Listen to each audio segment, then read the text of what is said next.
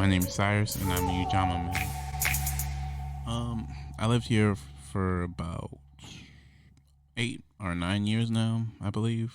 I moved here in 2015 or 16 with my family.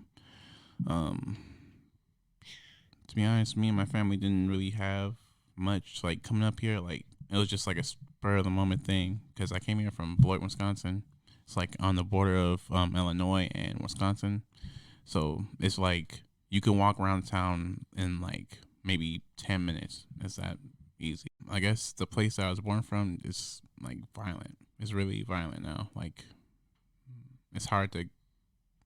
It's kind of hard to stay out of trouble out of there. And then on top of that, the place I used to live in Wisconsin, Madison, Wisconsin, and it was just like looking back on it, it was just a horrible experience. Like there wasn't much like diversity. It was either black or white, and like when I came here, I had never even seen like a Muslim person or like people like from different countries. Like I was confused, like genuinely confused.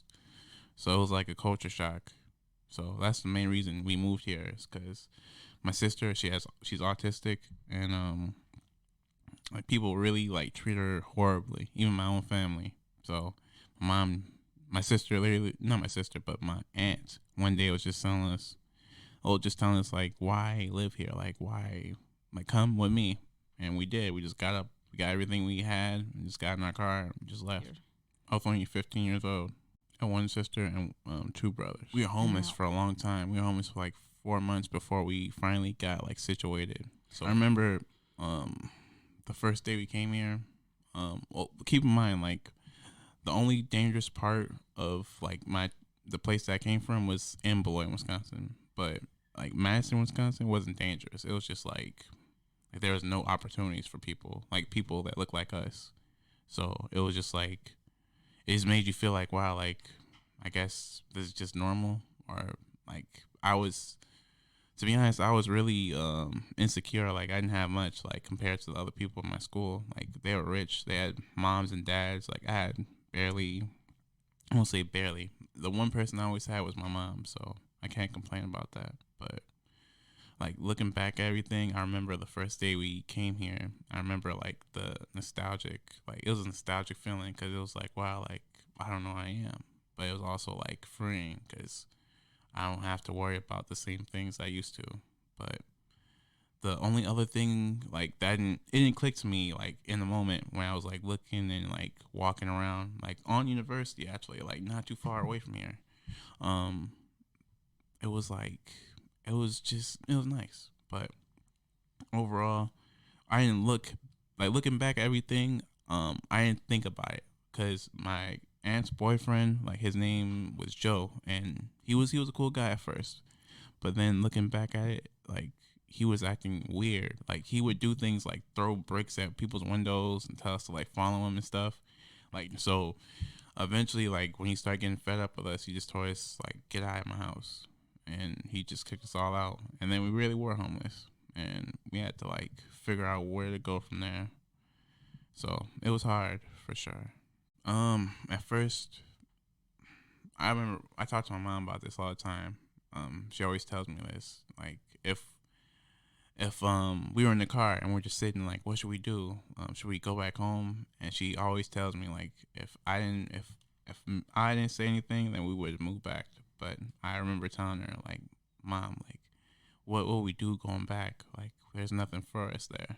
So we finally found a house like around what time was it? It was like the end of August. Keep in mind, like the landlord that we rented from, he was very shady. He was not a good person, and he would just make problems for us. Like I remember the first time we were trying to move in, and it was like we were just driving around because we didn't know what to do. He wouldn't give us the place, and we had gave him like $3,000 or $4,000 in like backup or deposit. And my mom was just driving around until eventually he called us and he was like, okay, yeah, come to the house. And I'll never forget that day. Like it's when we lived on the west side. It's like when you go up this hill and you see this like the sun, a bridge, and like all these like cool designs and stuff. That was like my first introduction to that and like going to school there because I missed at least maybe 2 or 3 years of my like schooling just based off being homeless. To be honest, maybe two, but it was just like, I don't know. I can't really describe it. It was just hard times. Sometimes like I look at my degree and I hold it in the kitchen and I'm like, wow, like I really graduated.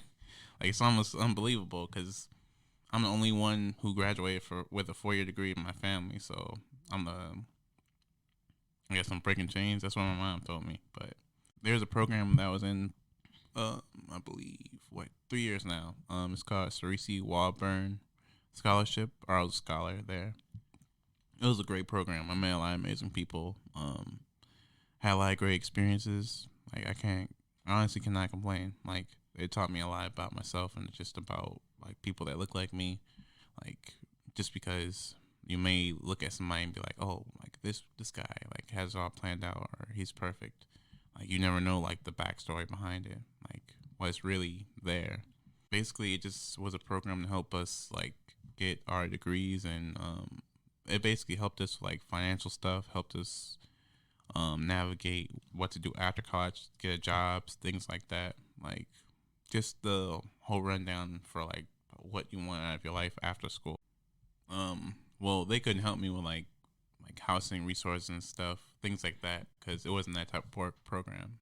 So Ujamaa Place, like, excuse me, it was like I was going through a lot because I had my own apartment, but I was like I didn't have state income. Like I was arguing with my girlfriend at the time. It was just a lot of stress, and I couldn't really like handle everything at the same time. So Ujamaa Place really helped me like with a job. They helped me with like a stable place, like helped me with rent for I think a month or two. It still helped a lot, but over time I just couldn't handle it, and I just moved back in with my family, and I got the relationship that I was in, and after that I just tried to just be the best person I possibly could, like get my own stuff, get my own car back, because I got in a car accident in January, so basically lost everything after that. And it was just really tough. I would say being stable for me would be just being debt free. That's the number one thing. Like I don't care about like having the most expensive watch or clothes or like jewelry. Like I'd rather just be myself rather than trying to be like everybody else. So like once I figure that out and like have a steady income, make money, like I won't say I won't say it doesn't have meaning, but at the same time it loses, like it's not what's important, because the truth is like part of the reason why it's a problem is because we talk about it and like there's no change. And just because you talk about it doesn't mean there's going to be a change. Like, and it's all about how you have the conversation, like how it's formulated, what we're actually trying to get through to each other. Because it's like at a point it's like you're spilling words. I probably tell my 7-year-old self that I got us, and that's okay. That I love you.